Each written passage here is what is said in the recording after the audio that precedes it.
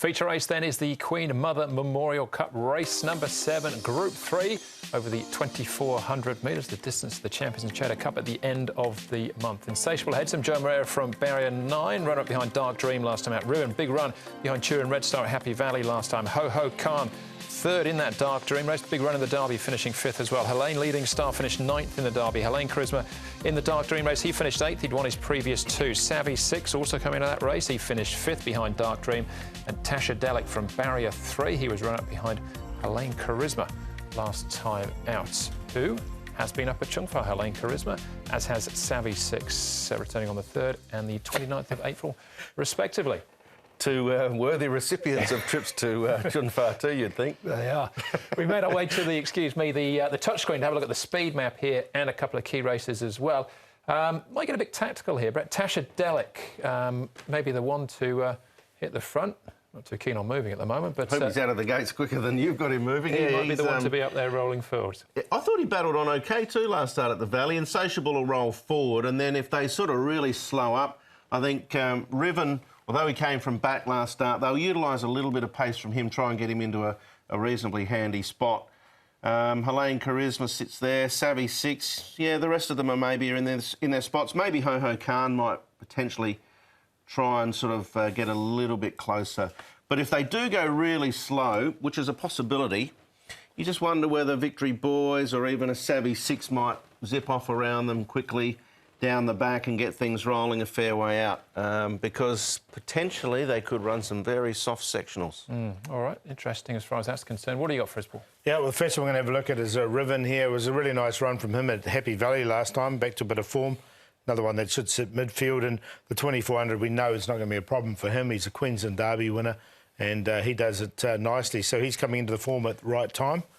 Frankie Lord's got him going well. Ho Ho Khan having a really nice workout down the front straight here, and it was a really good piece of work from him.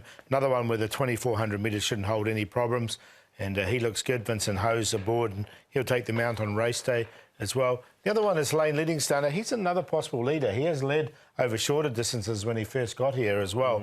A couple of even sectionals for him.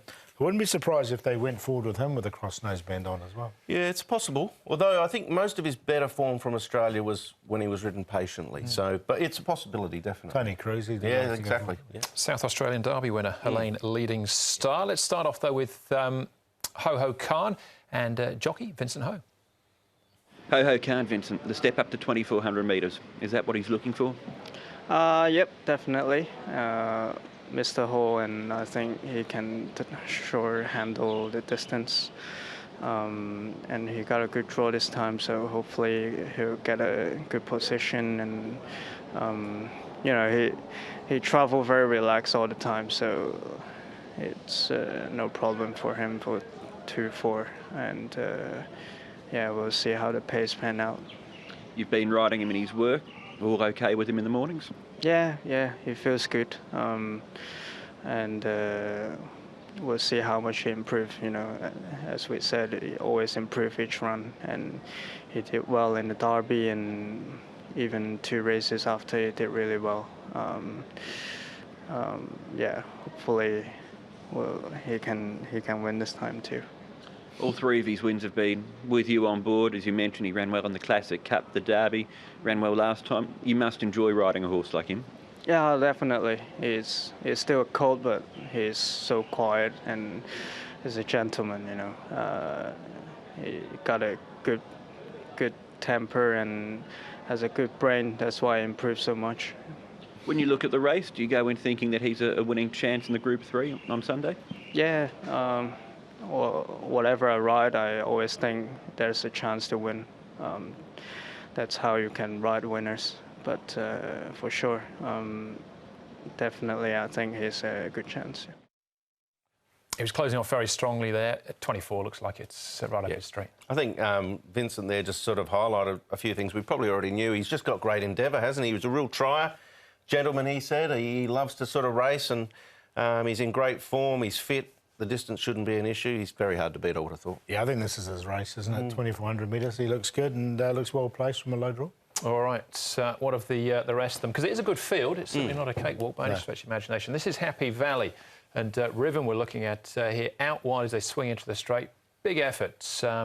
Very strong run. Yeah, I think this is the main danger, actually. Riven, he's going really nicely. He's come into this race perfectly. They give him this run over 1650. He steps up to 2400, and we know that he's won a Group 1 over that distance before. So I think he's going to run a really good race. He's literally 12 months in advance of Ho Ho Khan. He was here for the Derby last year and ran a solid enough race in the Derby. We know that he had a few sort of acclimatisation issues as well. He went to the races first up, and they ran him forward, and then they rode him back second up, and he improved noticeably. So I think, like Paul, he's come to hand pretty quickly this prep. All right. Helene Charisma finally got his first win, quickly followed up with his second. Well beaten, I suppose, last time out, but we're looking back to some winning form here, along with Tasha Delic. I guess you have to ask the question, those wins came at the Valley. Has he got a liking and an affiliation for Happy Valley as opposed to Sha Tin? Because when he ran next behind A Dark Dream, he didn't look as good. So that's a little bit of a question mark, and I made him the best at Sha Tin, so I was a bit disappointed.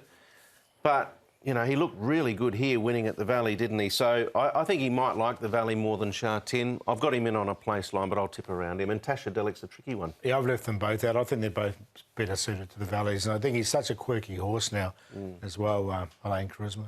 His favourite, though, Paul? He is. I've left him completely out here. I'm going to go with Ho Ho Khan on top. I think this can be his race. I think Riven is the hardest to beat. Helene Leading Star, I'm interested to see what tactics they do, and he's come up quite short early betting as well, Helene Leading Star. And Insatiable beat home Ho Ho Khan last time. He has to carry 133 from 10. But, look, I think he's a real star in the making as well. He is a star, I should say. 4, 2, 6 and 1, but I think 4 can win this.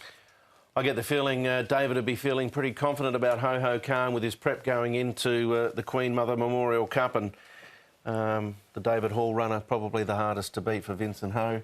Riven, I think, is the danger. I'm going to give Helene Charisma another chance because overall he's mentally become a little bit more stable. And Helene Leading Star's the question mark runner in the race, like Paul said. Whether they roll forward or roll back, I'm not sure, but he'll love the distance. So 4, 2, 7, 6. Yeah, same cue for me as well. 4 and 2.